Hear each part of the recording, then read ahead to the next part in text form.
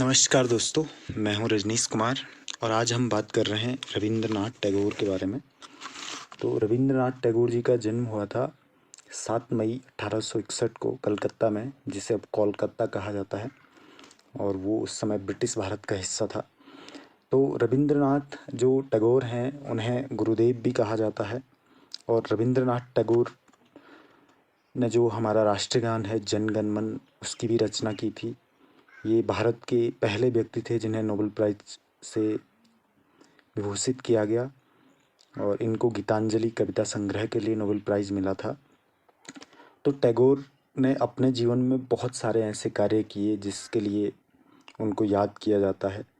उन्होंने अपने साहित्य से, अपने लेखन से, अपनी कविताओं से, संगीत से, चित्रकारिता से देश को एक बहुत बड़ी धरोहर दी और उसके साथ साथ उन्होंने बहुत सारे ऐसे सामाजिक कार्य किए जिसके लिए गुरुदेव को हमेशा हिंदुस्तान याद करता है, दुनिया याद करती है, हमारे जो महानायक हैं।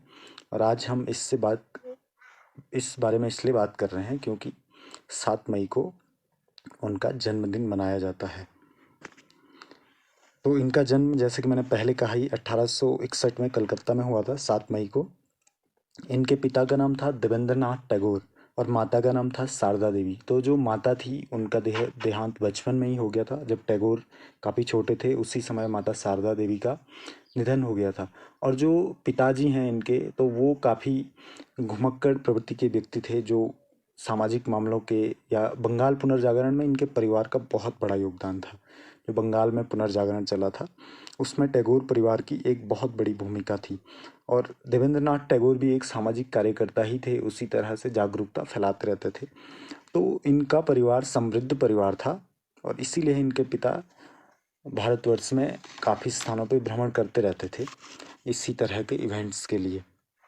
तो जो रविंद्रनाथ टैगोर थे उनका पालन पोषण ज़्यादातर उनके नौकरों द्वारा किया गया, जो घर के नौकर थे। इनकी आरंभिक शिक्षा सेंट जेवियर स्कूल से हुई, जो काफ़ी प्रतिष्ठित स्कूल था बंगाल में। और इन्होंने बैरिस्टर बनने की इच्छा लेके, जब इनके मन में बैरिस्ट्री वकालत करने का मन बना इन्होंने, तो 1868 में इंग्लैंड गए और इन्होंने ब्रिज टाउन पब्लिक स्कूल में दाखिला लिया।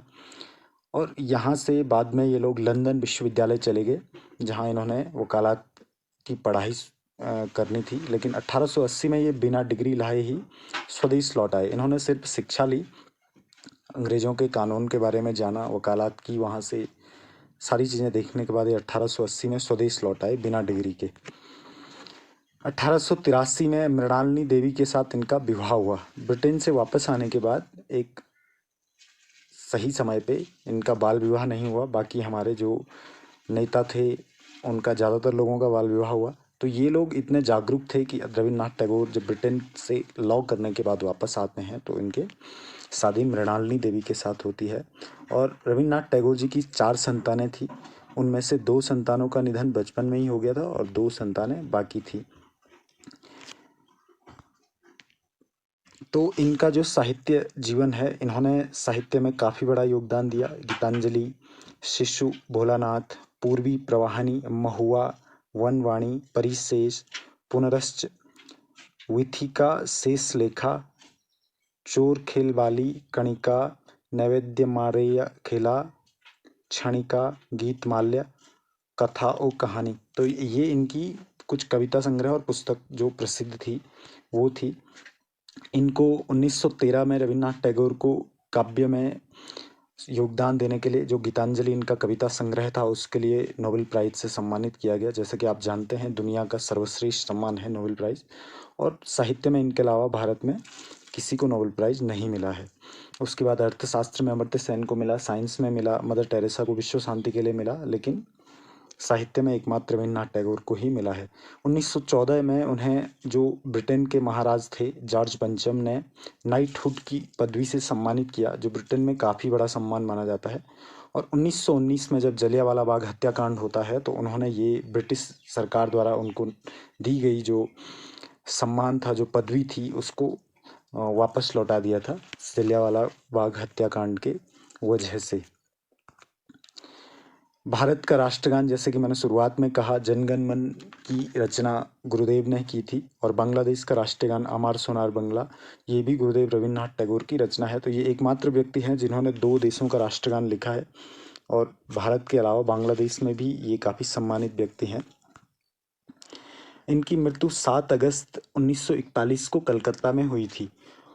तो 7 अगस्त 1941 को गुरुदेव रवींद्रनाथ टैगोर पंचतत्व में विलीन हो गए थे। जो रवींद्रनाथ टैगोर थे, उन्होंने बहुत सारी लेखन का काम तो किया, उसके साथ साथ इन्होंने चित्रकारी में भी काफ़ी बड़ा योगदान दिया। और दार्शनिक जीवन भी इनका जो था, इनका एक दार्शनिक सोच एक अलग तरह की थी। महात्मा गांधी जो थे वो राष्ट्रवादी विचारधारा के थे, और ये मानववादी विचारधारा के व्यक्ति थे। तो इस बात पे ये महात्मा गांधी के साथ कभी एकमत नहीं हो पाए, क्योंकि ये महात्मा गांधी राष्ट्रवाद को पहले स्थान पे रखते थे। महात्मा गांधी के लिए राष्ट्र पहले था, और जो हमारे रविन्द्रनाथ टैगोर, गुरुदेव रवींद्रनाथ टैगोर थे, उनके लिए मानवता पहले स्थान पे थी और राष्ट्रवाद उसके बाद। उसकी स्थापना की, उसमें विश्व भारती विश्वविद्यालय की स्थापना की, जो पश्चिम बंगाल राज्य के बीरभूमि जिले में स्थित है। और ये कलकत्ता से लगभग 180 किलोमीटर उत्तर की तरफ है। तो जब शांति निकेतन आर्थिक कमी से जूझ रहा था, तो उस समय गुरुदेव ने देश भर में जाकर नाट्य मंचों से नाटक वगैरह वगैरह करके धन का संग्रह किया। और उसी समय गांधी जी ने टैगोर जी को 60,000 रुपये का अनुदान दिया था। तो टैगोर ने अपना पूरा जीवन शिक्षा और समाज के भले के लिए लगाया, और इसीलिए उन्हें इतना ऊंचा स्थान दिया गया है, उनको राष्ट्रीय गुरु का स्थान दिया गया है। तो उन्होंने बहुत बड़े काम किए, और उन्हें हम उनकी जन्मतिथि पर सत सत नमन करते हैं। थैंक यू दोस्तों, जय हिंद।